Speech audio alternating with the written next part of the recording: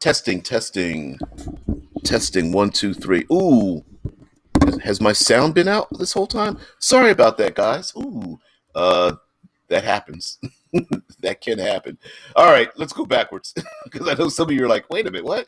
All right, so unicorns are often depicted as like goat-like or equine-like. Yeah, yeah, equine-like animals. They are often extremely elusive. Their horns have medicinal properties, probably if ground down, or maybe even if their horn barely touches something, it seems to um, mythologically, it can get rid of poisons and heal people and such. Yeah, and like says, in medieval art, the unicorn was used as a very specific representation of purity and of Christ. Hence, quite a few depictions of unicorns have been murdered. Yeah, the unicorn was also a good representation of the just, honest side of a king's reign. Hence, its appearance in the royal coat of the Stuart's kings, and a number of arms, coat of arms, right? Where they're either you'll either see horses or you'll actually see one or more unicorns, as if to parallel like a king or noble family or something, or bloodline, with the purity and nobility and like unobtainable nature that a unicorn represents. So yeah, in the royal arms, it was depicted in chains because it's honest, but it's still wild and likely to kill you. Pretty apt for a Scottish king. In Stirling Castle, you can actually find both, making it seem like the king was recording his own likelihood of being killed. Again, it was a Scottish king. You know, the unicorns represent um, like they represent something in Dungeons and Dragons that normally doesn't have this representation. And what I mean by it is that most monsters, whether they're good or bad or you know aligned towards neutrality, are usually designed to either bring the PCs in or to be like an antagonist to the PC's goals. So an example would be, all the evil creatures are like antagonists, right? They're direct antagonists. Draw your weapons, cast your spells, destroy the evil, and the evil creatures, of course, have their own machinations. But a lot of times, the good creatures tend to either be a slight barrier to what the players want. Like, hey, you need to beseech the good creature to do a thing. Sometimes those good creatures are on a mission and they need to ask the PCs to perform their own missions. So, like, storm giants or like celestial beings and goodly dragons might appear mundane but start asking the PCs to do a thing. They may even be in seats of power in role-playing games where the PCs might either be in league with them or preventing some kind of disaster happening to these goodly creatures. But unicorns kind of are this aside where you know they are literally depicted as not wanting to be near humanity. They're always on the run. They're very elusive. They are they tend to be harbingers of something to come, or a state of being that very few people, if any, can obtain. Now there is some there is some problematic uh, elements to the fact that only a virgin maiden can even approach a unicorn, let alone track one down and hope to stop it, since unicorns can basically um, run, jump, teleport, sense dangers and evils from so many miles away that they are mechanically designed to never be caught in the first place. And I think the unicorn itself isn't the monster that we think of it, whether it's good or bad. I think the unicorn represents something happening in the world. The unicorn just happens to be the omen, the symbol of the thing, right? Now, the problematic part about like the virgin maiden, despite the mythological origins of said thing, is that it's pretty specific, and very easy to very easy to, like, poke holes in, like the joke Tesla puts into the excuse me, like the joke Tesla puts into the Discord. It's just like, wait a minute, what do you mean? How is he a virgin and I'm not? Oh man, yeah. Um, and now Gaster Two Soul has thanks, Andreas. I don't know what happened. I must have muted myself out and didn't unmute, which I'm normally pretty good about that. Um, but anyway, like Gaster Two Soul says, in my mental state, I imagine unicorns represent the childlike wonder we see as a child, and the unicorn almost embodies that. Yeah, I would, bringing that up, like I would rather replace the virgin maiden with a general sense of purity. So like you said, like a childlike wonder. Like I could imagine a unicorn befriending a bunch of children in a small village. Or maybe a child gets lost out there in the wilds and the unicorn leads it back to their homes, and people are like, oh, there's no unicorn, and the kids are like, but we play with it every day, and they're like, yeah, right, whatever. I could imagine a noble warrior or something is you know he's elderly and on his last days, maybe sitting out by a lake, and there's like the sun is rising, and there's a golden glow off of the pristine waters, and then a unicorn just happens to walk up beside this person, to almost like an angel or angelic calling or something. Gasker says, I also like the idea of um, going in the cabin in the woods route and have a dude get impaled by a unicorn. Yeah. Oh, cabin in the woods. Yeah. Funny movie, but yeah, getting impaled by a unicorn isn't exactly a normal thing that you normally see, but it happens. As a matter of fact, there are lots of depictions of unicorns being captured and killed in our own modern context. So the tides, the capture and slaying of unicorn can represent something as well. It could represent like famine or harvests, or the the the growing power of some kind of like evil horde on the other side of a valley or something. Like it could, the unicorn itself could be the physical representation of a goodly nation, and then all of a sudden when that unicorn either shows signs of weakness or something, or a like a paladin or a cleric sees this creature from a distance, and its behavior, much like like I could imagine a unicorn being like a warlock patron, in the sense of, because the word warlock, I think, has its own connotations, but I could imagine the unicorn being a patron of sorts, where it doesn't necessarily say anything, but it implies things. Like it's almost an empathic communication, and having that represent like a paladin's order or something like that, where the PCs and the people in that nation are like, oh, the unicorn is pointing the way to north. We need to travel northwards or something. Yeah, Andreas Martin says, I think it represents the purity of nature and fertility. So things with some connection with that should have it easy to deal with. Druids, kids, females, rangers. Yeah, I'm with you on that one. Like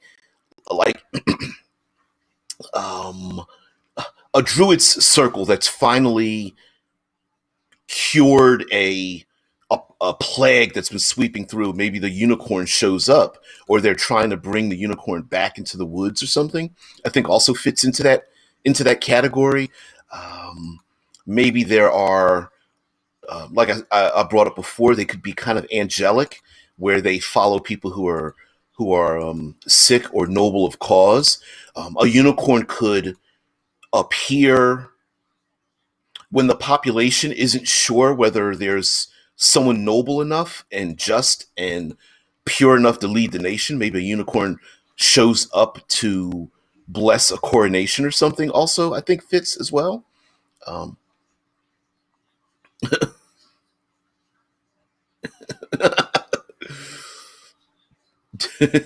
Caster is hilarious. Yeah, and read the comment. Yeah.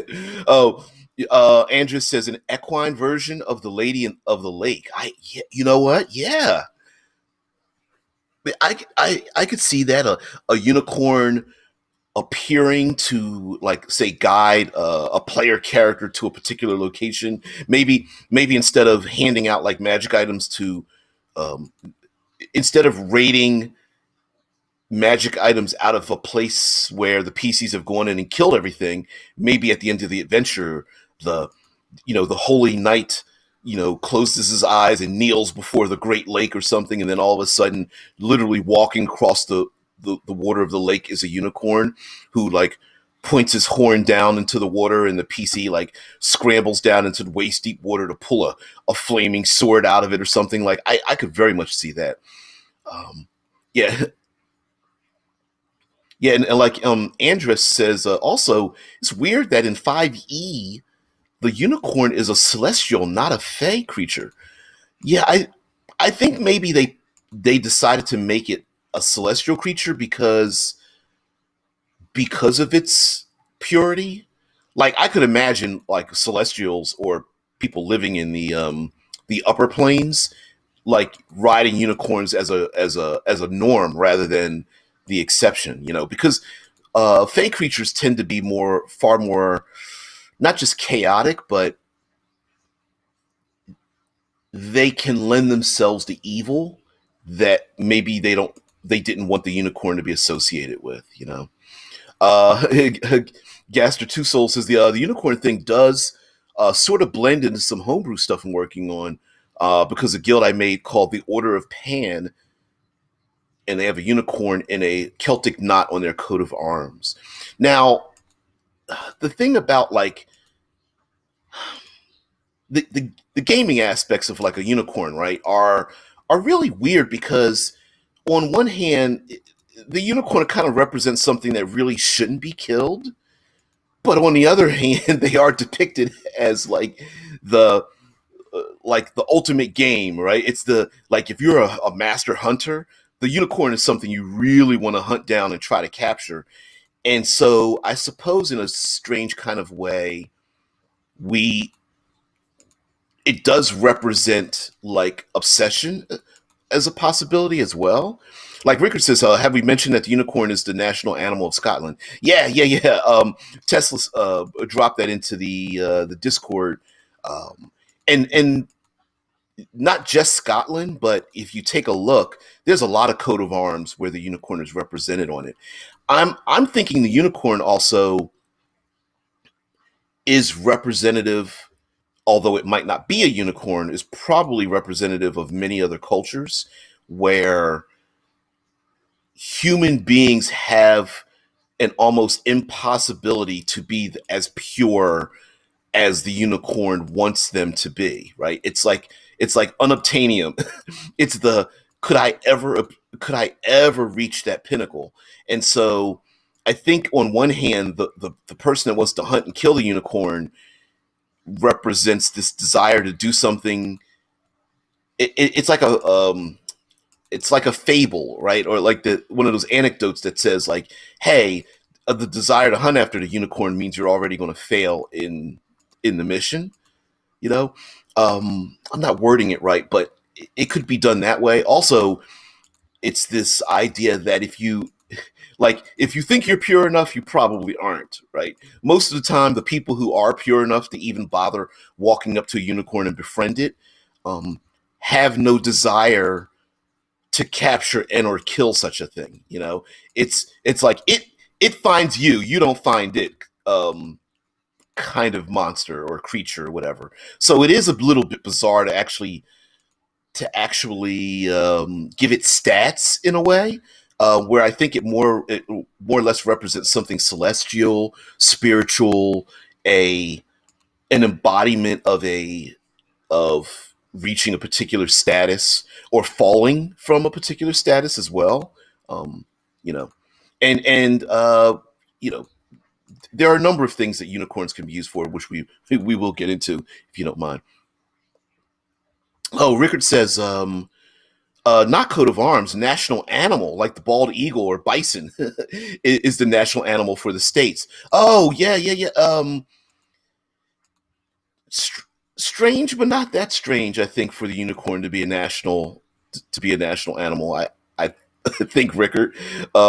For the Scots, I mean, you know, sure, something that really is alive that you can go after would make sense, but a nation picking like a unicorn, much like you know, it the unicorn represents something that when assigned to a nation, makes them seem like they're wild and pure and impossible to come by unless you yourself are pure of heart, because of course we're associated with unicorns. So yeah, I like it. Now, mind you, maybe it could have been, maybe it was associated with goats. On the other hand, we don't know, but I'm pretty sure it was associated with the mythological unicorn rather than some kind of mutational accident for a goat. Um, yeah, Gaster says mentions like, it can both represent the childish wonder we see in the world when we are young, but they can also represent the wildness of the forest and wilderness of all wildlife. Yeah, that's the other thing too, that unicorns are supposed to be the embodiment of wildness. Like if you had to go start an alignment fight argument with someone, unicorns probably represent the epitome of chaotic good, because they are untamable. They don't follow laws. They they literally go at their own whim, and from the poorest individual to the most noble, they don't make a judgment on your social status, right? You're either pure of heart or you're not. And if you're not, F you. Unicorns like you're not even going to see me, let alone find me. So yeah, unicorns probably represent the epitome of what wilderness chaos would be. Um, Yet their purity means that they don't cause destruction on their way.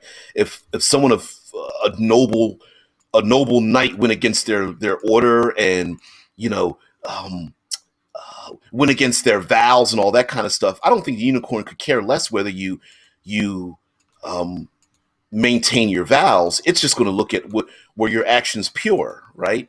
Sure, you rebelled against the king, and sure you ignored the law that says you have to arrest your best friends, and yeah, you gave up the knight's order.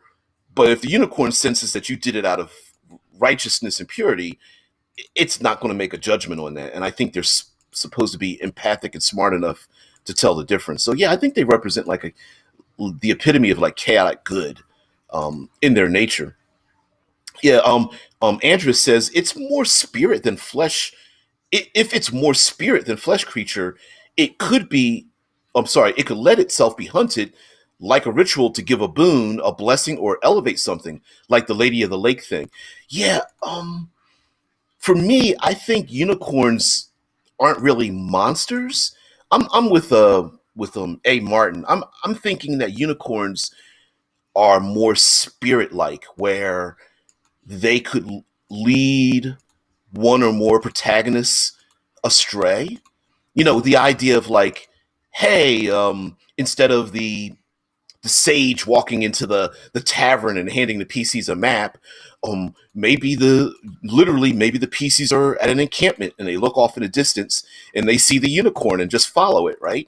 Because very few people will see a unicorn and leave it alone. They're going to want to know what it's doing and where it's going. It could very much be the non-speaking quest giver, or um, like you said, maybe it allows itself to be hunted because it's leading the protagonist or antagonist in a into another confrontation. So the unicorn itself could be like an instigator of a number of different events happening. Like An innocent person wandering through the woods to find someone performing some kind of illicit act, or stumbling upon a treasure that was um, like the crown jewels that were stolen and hidden away, or finding a loved one that was lost in the woods or something like that. Like the unicorn itself might be trying to instigate a course of events, like a domino effect, where the a lost child is out in the woods and everyone's screaming and yelling, and then they find the lost child, and the lost child has a bloody cloth in his hands, and you find out, wait a minute, why is this going on? And of course the unicorn disappears, but now the community is now pulled into this greater plot or something, and all the unicorn did is just show up. um I like the idea of the unicorn being a symbol of someone's capabilities, right? A cleric, instead of like a cleric praying to the gods or something, maybe the cleric is out in the woods, just eyes closed, meditating, and the unicorn comes up, and then, or a ranger even, instead of a ranger, the ranger wants to hunt the unicorn, but not to kill it, just to touch it on its flanks. I mean, imagine a PC playing a ranger that's like, once they reach 20th level, they finally get to stroke the mane of the unicorn. That's because that's what they've always been looking for. I think that could represent something as well. Like each day, the when the paladin goes to or the cleric goes to rejuvenate its power, they happen to see a unicorn because the unicorn blesses them, and they're like, just give a head nod, like sup. Unicorn wanders off in the woods. The druid's like, sweet. They, I'm the elder gods or the fae or the celestials, they still want me. So, thanks for the heads up. Um, Dante says a fallen paladin whose chaotic good unicorn mount still stayed with him would be an interesting antagonist group. The unicorn wouldn't hurt you, but will protect the anti-paladin. Ooh, maybe. And it depends on on your take on what an anti-paladin would be. Like, is the anti-paladin completely evil, and the unicorn is doing its best to try to bring them back to the fold, which could be a really cool idea? Or the unicorn is so devoted that maybe it is willing to risk itself becoming corrupted to stick with his charge.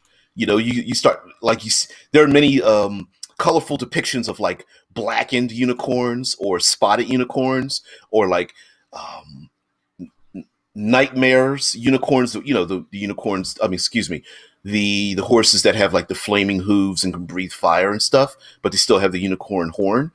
Um, or hell, what's the old one of the old original Magic the Gathering cards, Feast of the Unicorn, which is a pretty detailed image of a unicorn's head on a giant plate or something. Yeah, like Dante says, it depends on how intelligent the unicorn is. It may have a will of its own. If I'm not mistaken, I believe the unicorns are quite intelligent. And I'll get to what you posted there, Tesla, in a minute. Um, Gaster Two Soul says maybe you find a cloak made of unicorn fur and hide, but the more you wear it, the more obsessive you are about the magic cloak, and to the point you kill someone if they even lay a finger on your cloak. Ooh. Something so pure can eat your very soul and turn you into a monster. Yeah, I think there's something about the act of wanting to hunt the unicorn and even kill it that is the lesson that the unicorn is teaching its own lesson. Like, this is a strange thing to think of, but maybe the unicorn even wants you to kill it, because it might be of an immortal state that, sure, you can kill it, but its spirit still lives on, or it's willing to sacrifice itself for a greater cause, even if that greater cause is to lead someone down into temptation of sorts.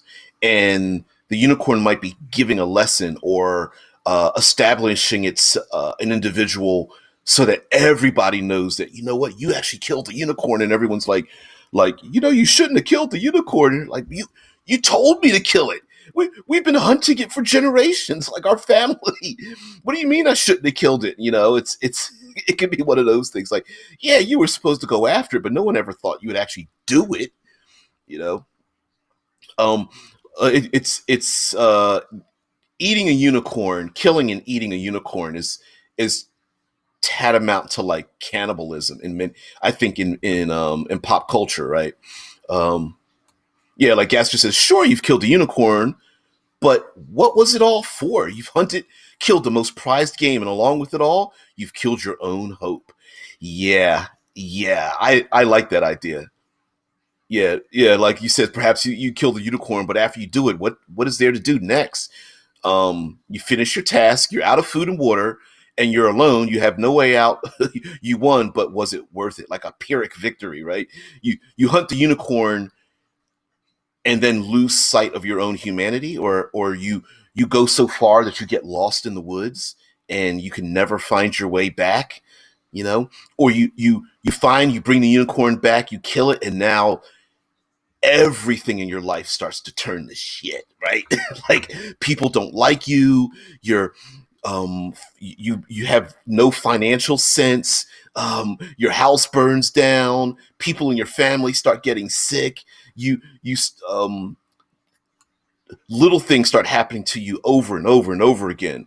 You lose the key to your house, your shoelace breaks, your clothing rips, a bird craps on your shoulder, you start to stumble and stutter over your words all the time, a thing that you aren't normally used to, or bullies start to pick on you all the time and you don't know why.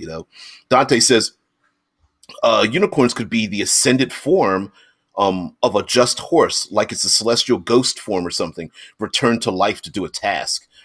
Uh, that is a possibility, especially considering that in the game they're celestial. They could represent the people who have died that are pure, that are the reincarnations of their pure form. Like, excuse me, that lost child that got lost in the woods and maybe passed away, and everyone's sad, but then all of a sudden a unicorn starts hanging around the outskirts of the village, um, playing with the children or something, and maybe like the parents see the unicorn and they don't know why, but there's some connection because maybe the child has been, um, a celestial has taken the child's form up into the heavens, but knows that like Gaster's talking about the childlike wonder. Maybe unicorns are the reincarnation of children, which would I think fits. Now Tesla puts in a huge block here. Second edition Dungeons and Dragons introduces a great variety of unicorn breeds, depending on which sources one uses, up to 15 kinds. The base game has three: the conventional or Sylvan unicorn. That's right, they were Sylvan creatures. Back before they were, if you're old and grognardian enough, they weren't known as Fae, they were known as Sylvan creatures. But the Sylvan unicorn was chaotic good, the demon blooded, chaotic, evil black unicorns of the Forgotten Realms, and the neutral evil shadow unicorns, evil hybrids of unicorns and nightmares from Ravenloft. That's what I was talking about. Or at least that's the name of the creatures that have been depicted in like deviant art, where you see like the black nightmares with the unicorn's horn. But he goes on to say, Dragon Magazine number 190 introduces the Alicorn, a gnarled horned unicorns that can cast charm person, the Pyrocorn, neutral evil neutral evil bay colored unicorns who can cast a number of fire spells. There's the Black Unicorn, Faerunian kind. There's the Roanacorn, desert dwelling unicorns. Why do they need to have all these names? Cuniqueen, Cunikin, Cun, the Cuniquine or the Suniquine, lawful good counterparts of the traditional D&D unicorn. There's the fairy unicorn, the gray corn, the cryocorn, the chromacorn, which makes sense. The sea unicorn. Yep, sea unicorns. I've seen many images of those. Um, the Unisys, a winged unicorn born from a crossbreeding of a unicorn and a pegasus, and a zebra corn. Of course, zebra striped unicorns with voluntary shape-shifting powers, which, zebra corns in like the African savannah would be pretty good. Ringling Brothers and Barnum and Bailey Circus raised a stir in the 1980s by displaying unicorns in its shows, which in reality were white Angora goats whose horn buds had been surgically repositioned in infancy. If I'm not mistaken, I think there's a way to tie the twin horns together and they'll grow together as one. Anyway, the unicorn ceased to be exhibited after 2 years due to Ringling Brothers' practice of rotating acts in and out, as well as increasing legal troubles with the ASPCA over the display of artificially deformed animals. Also, I think unicorns probably happened in nature, or like a goat lost one of its horns and it was assumed to be a unicorn, things like that. Yeah, yeah. Like Gaster says, carnivals are dope, but that's just cruel. Yeah. Um, Gaster goes on to say, Gaster Two Soul says, you could have all the money in the world, but if you aren't happy, then does it truly matter? The death of a unicorn may feel beautiful and almost orgasmic for finally ending the game your father's father hunted for years, but after that, you won't have anything else. So yeah, I'm with you there, Gaster. Like the unicorn, I think is just a physical representation of like obsession, envy, jealousy, a trying to obtain the unobtainable, and it could just be the you know what, you went down the wrong path. Boom, a unicorn appears, and everyone's like, "Yep, you shouldn't have done it." Or the slaying of a unicorn could represent the capture and slaying of a unicorn could represent the fall of a nation, or it is the much like a an enemy nation taking down the monuments of another country. Like, for example, in movies here in the United States, whenever you have a movie and you want to show the destruction of the United States, what do? They show a a notable monument being destroyed, like the Statue of Liberty, or the Empire State Building, or like they'll show something that represents the the strength of another nation. So I could imagine, get your typical like goblinoid hordes that have chained up and captured a beaten unicorn, leading it into the town square, into the city state, and killing it and sacrificing it. I think that would represent a the the domination of this enemy rather than sending out a letter and telling everybody, hey, guess what? We don't have internet. Just to let you know, we've taken over the country, right? Yeah. Rickard's like, let's not forget the carny version of the corn dog. Come on now. Yeah. No carny versions of these things. I don't know, man. Now, of course, unicorns also like the different types that are represented in Dungeons and Dragons. Do you listen? The strangeness of that, and it's cool to think of like zebra corns and all that kind of stuff, or pyrocorns. I don't think unicorns are used enough to warrant having 15 different unicorns in the first place, unless, of course, you're doing extremely high level magic, and there's a whole knight's order or something that's riding on the back of unicorns, or they're like um Amazonian maidens or something that are riding on the back of them as well. Rickard's like, the dog version, the carny, the canine version of the unicorn. Well, would they be? I don't know if you. Yeah. Um, Andrew says talks about a rhinoceros unicorn would be more accurate. I could think a rhino could be a representation of a unicorn as well. Um, um, Dante says, or you could kill one, or if you kill one, you lose the fertility of the land around where you killed it, like a dryad to its tree. So is a uni I hear what you're saying, right? Like the unicorn could be tied to its territory. Like the unicorn represents the fertility of the land itself. So if you drive off or kill or offend the unicorn, it's possible that you also, yeah, dog plus horn equals corn dog. Yeah, I hear you, Rickard. Yeah, um, the, the the idea that the unicorn is the embodiment of like life and not just life and purity, but like a good harvest or um, the keeping away the more harmful methods of like storms and nature and earthquakes or volcanoes or forest fires or something like that. Like maybe the people that live in this region, they have a good water source and they have abundant harvests and such. But like Dante is saying, if you kill it, there goes the fertility of the land, and now all of a sudden, disease starts to spread, and the mission literally for the PCs could be bringing back a unicorn for no other reason than to let it go free in this land, or even ridding the land of evil so that it becomes a place that a unicorn would want to live in, right? It's like, yeah, we're not trying to capture the unicorn. It's literally just we want to bring the unicorn back to our land. And so we want to entice it to come back to where we live.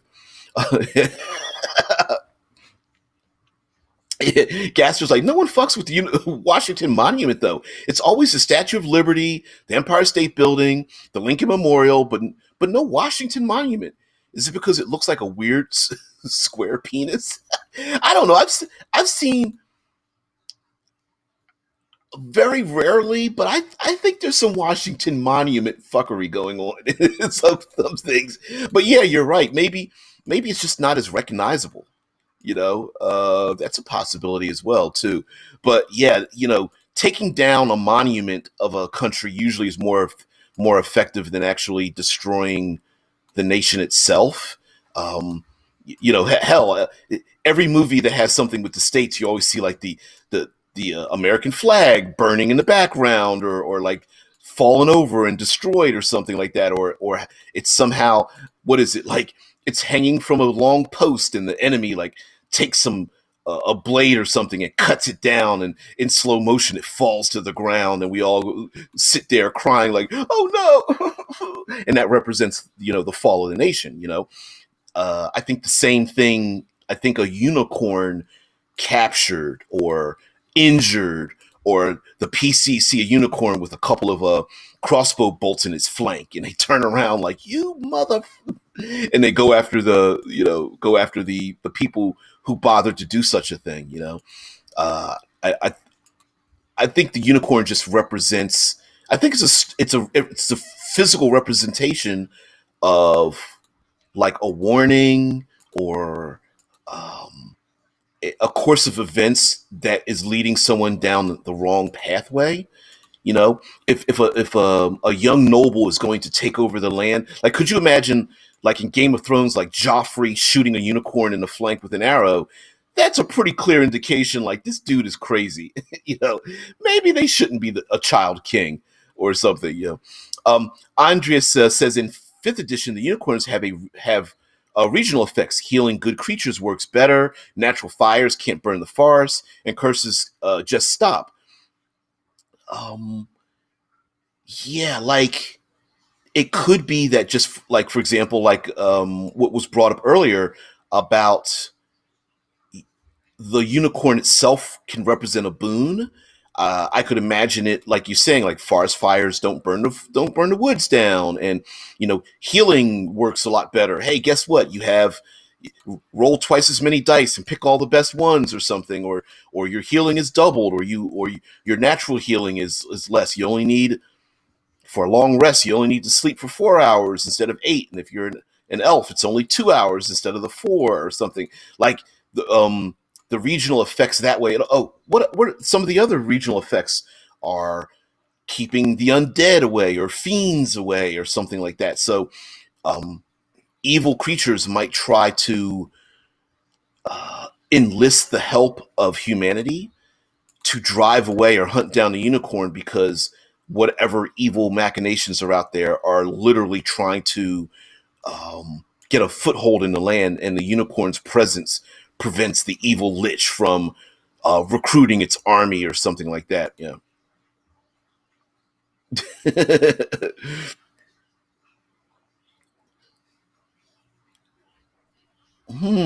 Rickard says, didn't Spider-Man mess with it though? Yeah, in wasn't it Spider-Man Homecoming? He jumped off the top of, or was on the attached to the top of the Washington Monument. That's the one I was thinking of. There is another one where the Washington Monument fell over, but it's rare. It's usually like the White House, Lincoln Memorial, like it's stuff like that. Um, yeah, I guess just is now that of Joffrey getting smacked in getting smacked in the face in the Game of Thrones. Yeah, sometimes you get it. What a show to make us want to wish that there was like inficide, right? Kill that dude, mofo. Andreas Martin says, "Oh, that could be a nice adventure. Someone killed a unicorn, but the people of the friendly town in the forest were all werewolves."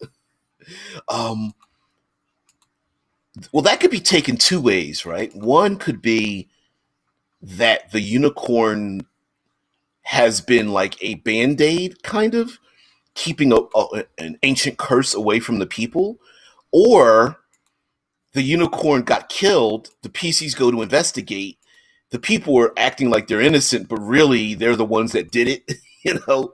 Um, yeah, or the unicorn kind of represents the capabilities of your enemy. So if you really want to tell the PCs that there's like these hunters out there that these bounty hunters are going to hunt the PCs down, and the PCs are like, we're fifth level, they can't do anything to us, and all of a sudden they hunt down a unicorn and kill it and drag it back to town. The PCs might be thinking like, whoa, if they can hunt down a unicorn, they can hunt down anything, right? Or the elusive unicorn could represent like it's it's like a hex crawl, but it is going after the unicorn may seem like the mission, but really what it is just a hex crawl, because every time the unicorn moves off to another hex and the PCs follow it, they end up getting caught up in some kind of like weird machinations of like coming upon somebody that was lost in the woods, or a goblinoid horde terrorizing a village, and the PCs get involved in it. But the entire time, it's just basically the unicorn just leading them around on this unicornic goose chase from story to story, or what have you. Gaster says, "Oh, Rickard says, to be honest, blowing up the White House in movies has become a trope in and of itself. That is a kind of lacks the impact at this point." Yeah, yeah, I get you. There's only so many monuments. Like, what are some other monuments around the world? Like, there's a place in India, a I want to call it like a mansion campus in India that's very, very iconic. There's Big Ben. There's the Eiffel Tower. I'm trying to think of some other notable locations. I can't I can't think of any off the top of my head, but yeah, they're kind of tropes.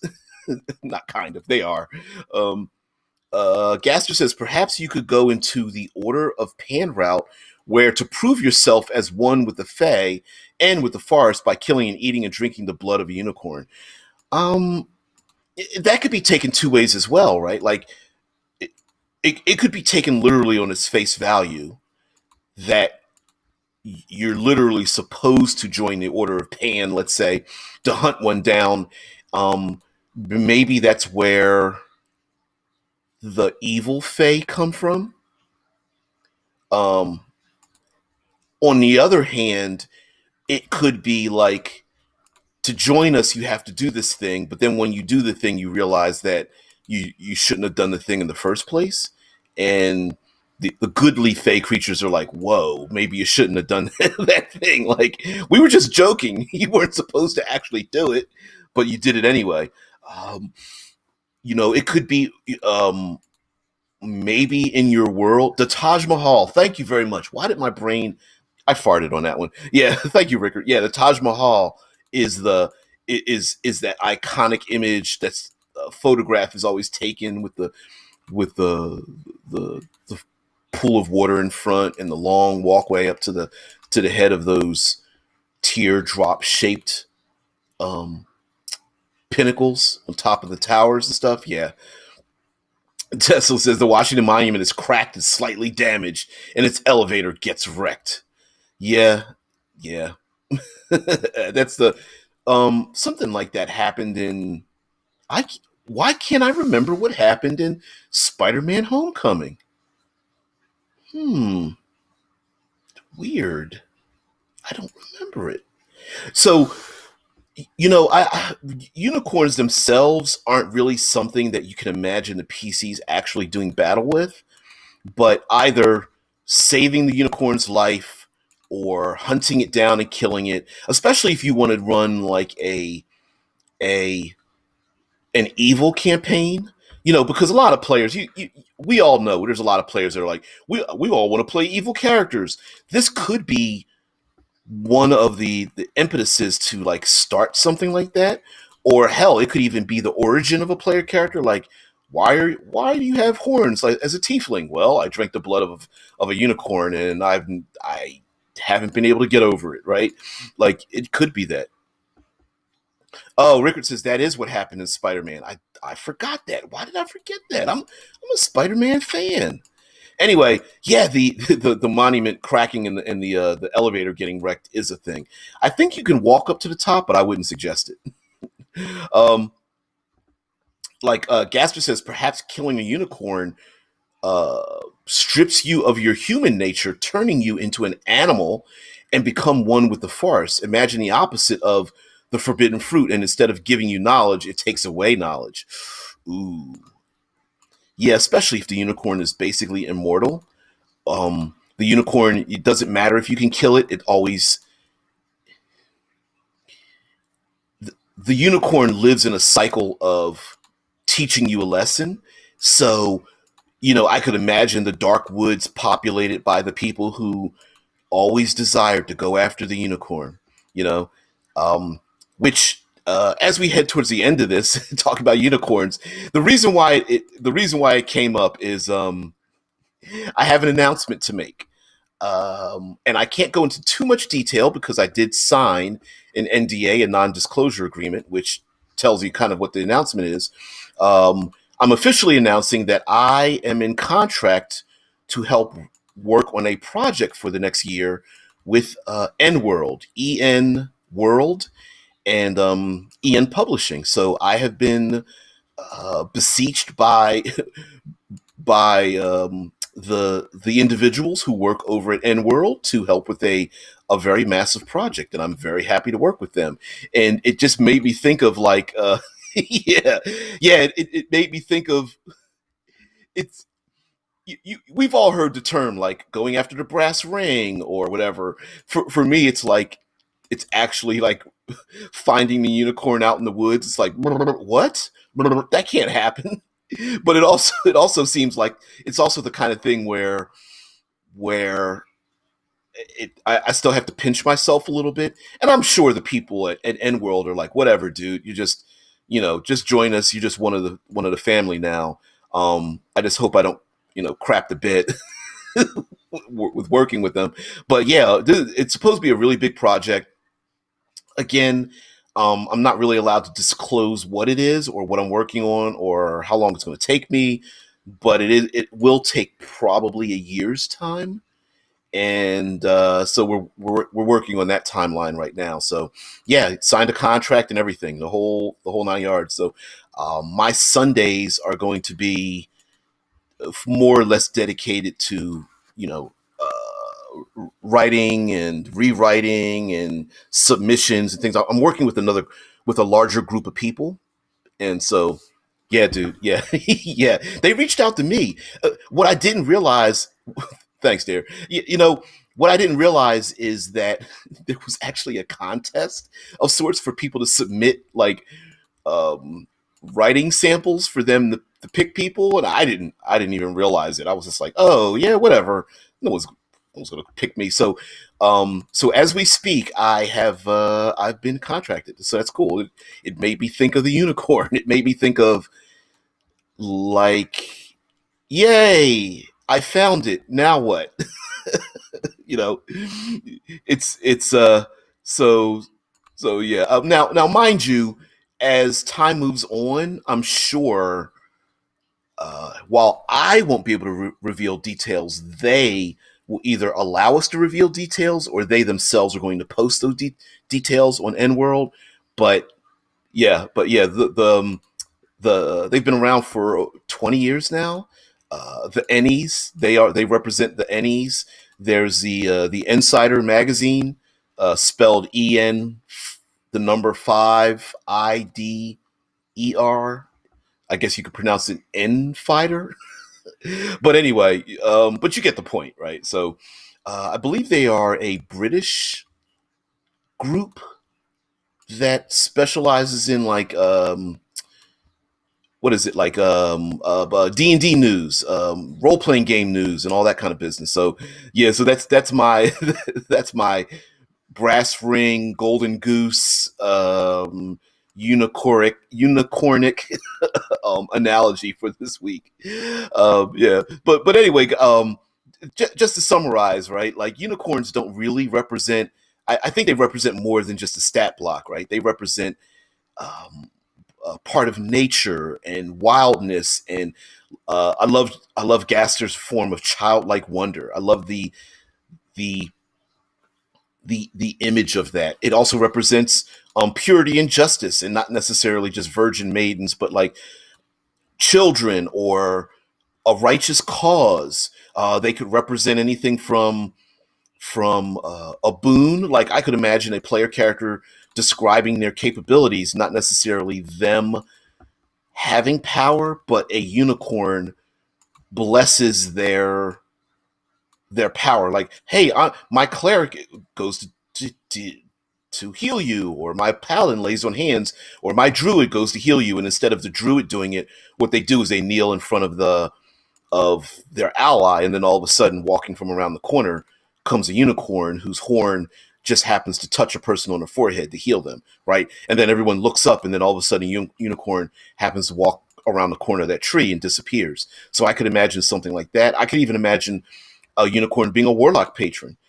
We know that maybe I still think the word warlock sends a bad connotation, but there are celestial warlocks. Um, the fact that a unicorn is celestial and not fey kind of does rub me the wrong way a little bit, but I think it's just splitting hairs. But yeah, I could imagine a unicorn being a warlock patron. So the heroes in a bar getting drunk and doing all kinds of debauchery, and then looks outside and sees the unicorn. No one else sees it, and he's like, "Okay, I know I shouldn't be drinking. I'm sorry." Sorry, guys, I gotta leave. And they're like, "Oh, another round on us." And he's like, "No, man, I gotta leave." And the unicorn just like looks at him like, "Right," you know, or maybe you could even reframe player character capabilities around a unicorn. Like, oh, I summon a phantom steed. It looks like a unicorn, or um, I don't know what's something else. I cast some kind of spell like Thunder Wave, but it's really a bunch of unicorns, like spirit like unicorns stampeding over my enemies or something. So there's all kinds of ways to do it, but I think unicorns, strangely enough, don't actually represent stat blocks. I think they represent something more. Um, a unicorn being a good omen, a unicorn being killed as a bad omen, affecting the very land, causing plague and famine, the death, the rotting of a harvest or something, or the appearing as, like, imagine the population being ruled by individuals that are chosen by a unicorn, and suddenly some snot-nosed kid from the bottoms is standing there on the steps of the of the kingdom's, I don't know, monument to greatness, and everything, and all of a sudden this snot-nosed kid is standing there, and a unicorn walks between the people gathered there to see who's going to be lead them in the nation, and all the nobles are standing there like, oh, I guess the unicorn's going to come up to me, and instead there's some like street urchin that's sitting in the background, and the unicorn touches the street urchin on the forehead or something, or the unicorn like pokes and prods the small street urchin up the steps in front of all the nobles, and everyone's just like, oh, that little snot-nosed kid is going to lead us, and of course all the powerful nobles are like, hell no. Or let me pronounce this correctly, I apologize, hell no. Shit. Right. Gaster says, or the loss of hope. Yep. The normally the unicorn normally seen on the horizon, that the people are smiling, all of a sudden the unicorn leaves and walks away and is never seen again, and everyone's like, what happened? What did we do? Did somebody offend the unicorn? Like, it, the oracles always talk about it. Now it's gone. Now we've lost all hope for our land. So yeah, it represents a lot of things, and I think as we move on during the week, I I think there are other monsters that fit the role of the unicorn. Um, Sometimes ravens, I think, represent something like that are a sign, an omen of things to come. Yeah, exactly, Rickard. Like, oh hell no. Yep. But anyway, thanks a lot, guys. And yes, I hope this project that I'm working on with with with N World, I hope I don't ruin it for myself with them. But I don't see it happening that way.